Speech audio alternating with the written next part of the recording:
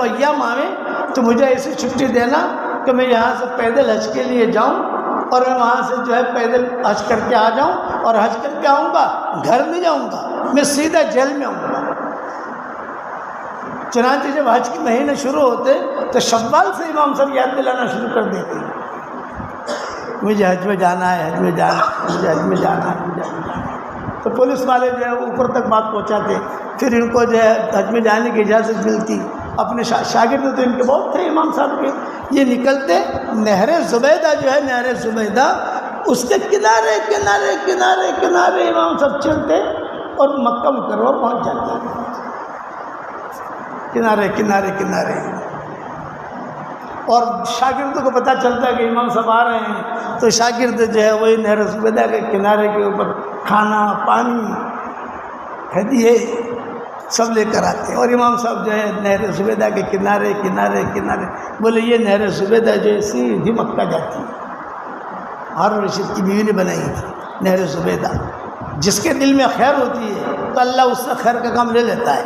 یہ مکہ مکرمہ جب گئی ہارون رشید کی بیوی تو اس نے دیکھا کہ ارے یہاں تو پانی کی بڑی کمی ہے، اس وقت زمزم کا پانی کم ہو گیا تھا اور حاجیوں کو تکلیف ہوتی تھی۔ تو میں زبیدہ نے کہا کہ میں انجینئروں کو جمع کروں، جو کہ رانی تھی، سب لوگوں کو جمع کروں، جمع کر کے کچھ تدبیر ترتیب ایسی کروں کہ حاجیوں کو پانی کی تکلیف نہ ہو۔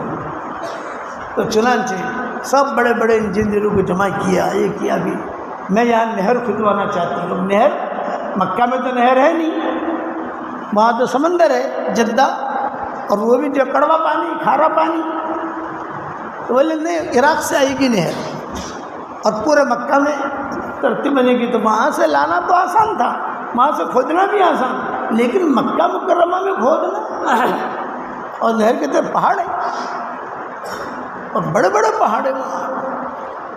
تو سب انجینئروں نے کہا کہ یہاں نہر نہیں کھود سکتی۔ اس نے کہا جو خرچہ ہوگا میں دینے کے لیے تیار ہوں، اب بتاؤ۔ سب انجینئر اس دور کے جو تھے، مصر کے، پھر عراق کے، بصرہ کے، کوفہ کے، چونکہ حرم کا معاملہ تھا، یہ سب جمع ہوئے، اور جمع ہونے کے بعد انہوں نے طے کیا کہ چلو بھی بنانی ہے، نہر بنانی ہے، لیکن خرچہ بہت ہوگا۔ تو وہ رانی کے سامنے رکھتے ہیں یہ خرچہ ہوگا،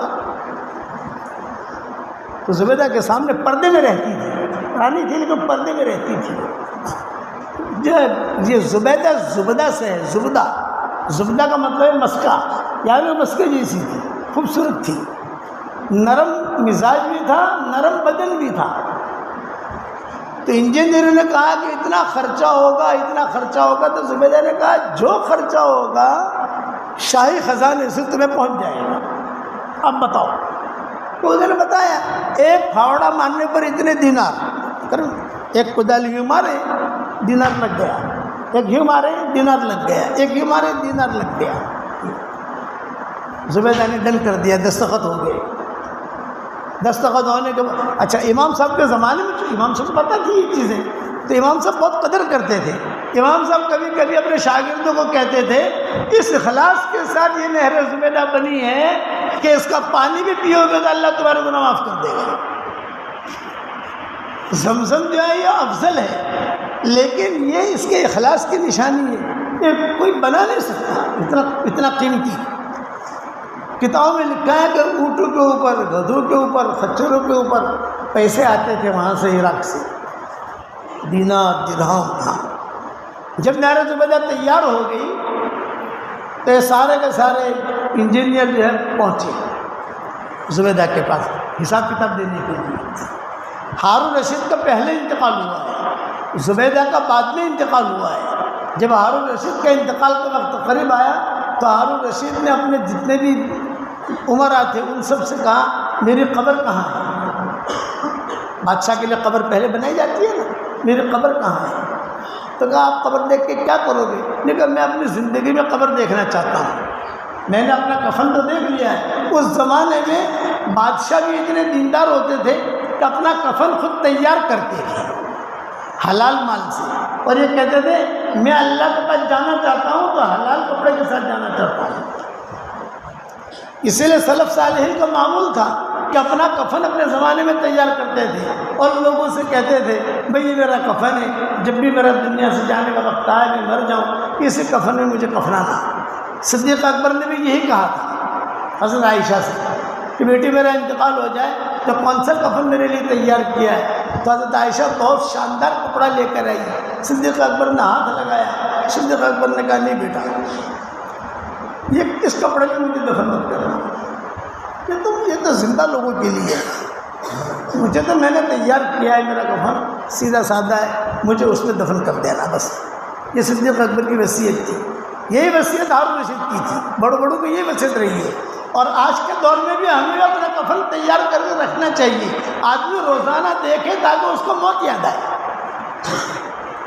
ہارون رشید نے کہا زبیدہ سے میں چاہتا ہوں کہ میرا قبر دیکھوں، چنانچہ زبیدہ نے آرڈر کیا، رانی تھی، ہارون رشید کو لے گئے، وہاں جا کر جو ہے اس نے قبر دیکھی اور قبر دیکھ کر بہت روئے اور قرآن کی یہ آیت پڑھی فَأَمَّا مَنْ أُوتِيَ كِتَابَهُ بِشِمَالِهِ فَيَقُولُ يَا لَيْتَنِي لَمْ أُوتَ كِتَابِيَهْ وَلَمْ أَدْرِ مَا حِسَابِيَهْ يَا لَيْتَهَا كَانَتِ الْقَاضِيَةَ مَا أَغْنَىٰ عَنِّي مَالِيَهْ، اس پر بہت مَا أَغْنَىٰ عَنِّي مَالِيَهْ، میرے مال نے مجھے کوئی فائدہ نہیں پہنچایا، هَلَكَ عَنِّي سُلْطَانِيَهْ، میری بادشاہ ختم ہو گئی۔ بادشاہ تھے نا ہارون رشید، بنو عباس، بنو امیہ بنو عباس، یہ دو خاندان چلے ہیں، بعد میں ان پر حالات آئے، بعد میں دوسرے خاندان شروع ہوئے، یہ دو جملوں پر ہارون رشید بہت روئے، ما اغنیٰ عنی مالیہ ہلک عنی سلطانیہ، میرے مال نے مجھے کوئی فائدہ نہیں پہنچایا اور میری بادشاہت یہ بھی ختم ہو گئی۔ پھر خیر انتقال ہوا، وہیں دفن کیا۔ تو یہ ہارون رشید کی بیوی کے پاس سارے مکہ مکرمہ کے انجینئر حساب کتاب لے کر پہنچے، عصر کے بعد کا ٹائم دیا زبیدہ نے پردے کے ساتھ، یہ حساب کتاب لے کر آئے اور زبیدہ کو کہا یہ حساب کتاب ہے، پیسے بچ گئے ہیں یہ ہم لے کر آئے ہیں، امانت داری تھی، سارے پیسے پردے کے نیچے سے رکھ دیے، پیسے بچ گئے ہیں اور یہ حساب ہے۔ تو زبیدہ نے حساب دیکھا نہیں، وہ دجلہ دریا دجلہ کے کنارے پر اپنے پاؤں ڈال کر ایسے بیٹھی ہوئی تھی اپنی باندیوں کے ساتھ۔ تو اس نے کہا کیا لائے ہیں یہ لوگ دکھاؤ، یہ کہا یہ پوٹلی لائے ہیں، اس میں کیا ہے دیکھو، کیا دینار ہے، دینار کا مطلب سونے کے سکے، یہ کہا یہ سونے کے سکہ واپس کرو ان کو، اور زور سے کہا جو مال اللہ کے لیے میرے گھر سے نکلتا ہے پھر میرے گھر میں واپس نہیں آتا، اسے آپ مکہ کے فقراء میں تقسیم کر دو، واپس نہیں دیے پیسے۔ حساب کتاب کیا ہے؟ کہ یہ حساب کتاب ہے دفتر اس دور کے اعتبار سے۔ تو ہارون رشید نے جو اپنی زبیدہ نے اپنی اوڑھنی منگوائی، خاص اوڑھنی تھی، وہ اوڑھنی منگوائی، اس میں اونٹ ڈالا اور اس کے اندر یہ جو حساب کتاب کا جو دفتر تھا یہ رکھا، اور یہ رکھ کر جو ہے اللہ کی طرف دیکھی اور یہ کہا ہے اللہ میں ان سے کوئی حساب کتاب نہیں لیتی ہوں، تم مجھ سے حساب کتاب مت لینا۔ اور یہ سارا کا سارا حساب کتاب جو ہے دریا دجلہ کے نام کر دیا، پھینک دیا، وہ دریا بہہ رہا تھا، بہنے کے ساتھ سارا کا سارا چلا گیا ان سے۔ اور یہ جملہ کہا کہ میں ان سے حساب کتاب نہیں لیتی، آپ بھی مجھ سے حساب کتاب مت لینا۔ تو امام صاحب کہتے تھے کہ یہ اس کا اخلاص تھا۔ تو امام صاحب کہتے تھے کہ میں حج کے لیے جاؤں گا، تو جب بھی امام صاحب حج کے لیے جاتے تھے تو وہ نہر زبیدہ کے کنارے کنارے کنارے کنارے چلتے تھے، اور سارے شاگرد جو ہے وہ انتظار میں رہتے تھے امام صاحب کے۔ امام ظفر کا مکان آتا تھا بیچ میں، امام ظفر رحمۃ اللہ علیہ کا، وہ کھانے کا بہت لمبے سڑک آتا تھا، اندر نہیں جاتے تھے امام صاحب، تو کھانے کا بہت اہتمام کرتے تھے امام ظفر کہ سال میں ایک دن آتا ہے کہ میں میرے استاد کی خدمت کر سکتا ہوں، کھانا، کپڑے، ہدیے، ہدایے۔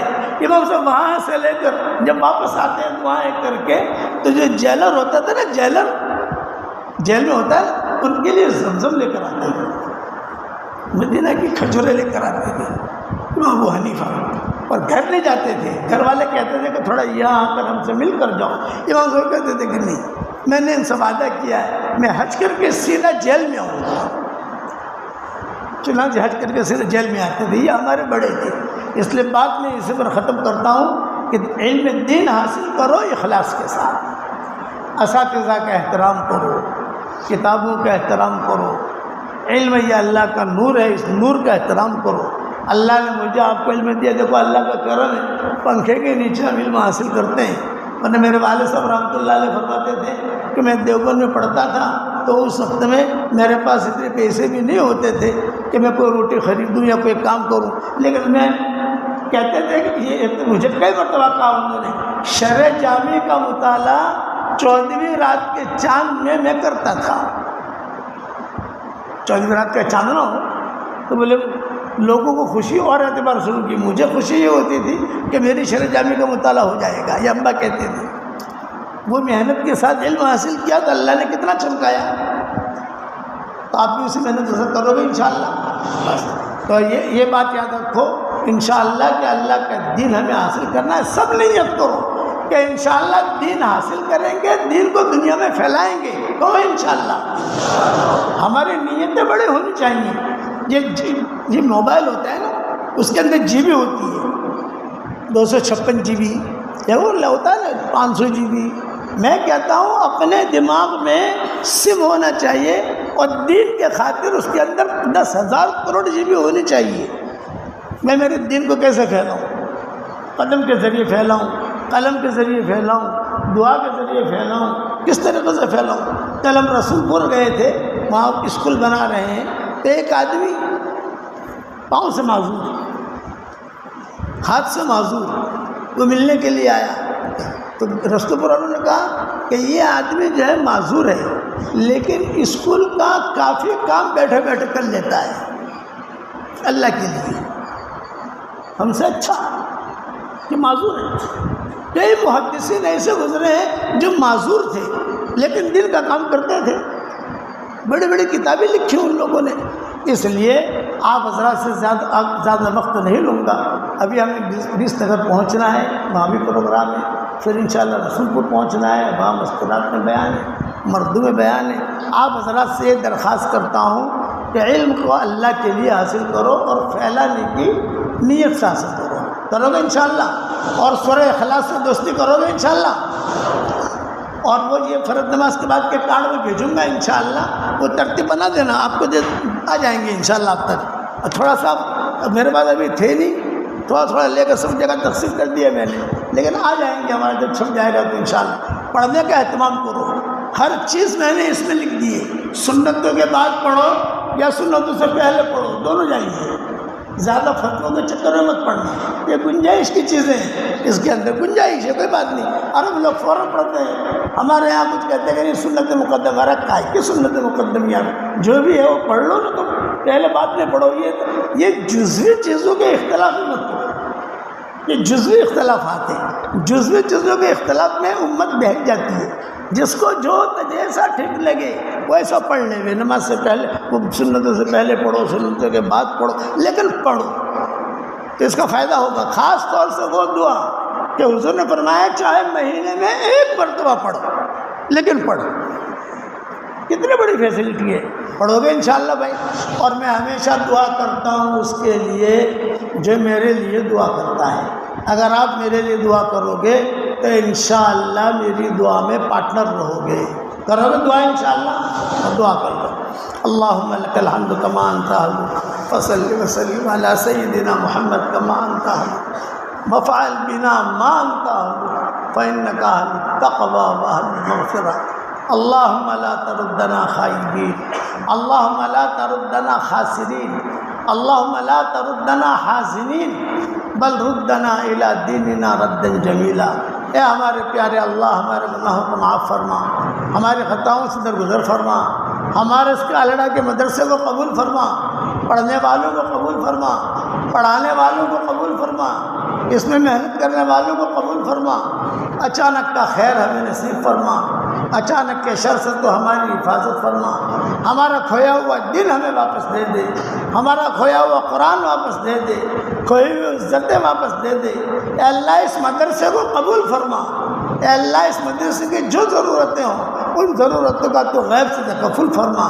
اے اللہ رسول اللہ صلی اللہ علیہ وسلم نے جتنے خیر کے لان کی دعائیں مانگی ہیں وہ ساری کی ساری ہم سب کے لیے مقدر فرما، اور جن شروع سے پناہ چاہیے ان شروع سے ہماری حفاظت فرما، اور اس علاقے کے ہمارے سفر کو تو بے انتہا قبول فرما، اور اپنے فضل و کرم سے ہماری ساری دعاؤں کو قبول فرما۔ سبحان ربک رب العزت عما یصفون وسلام علی المرسلین والحمد للہ رب العالمین۔ آج ہم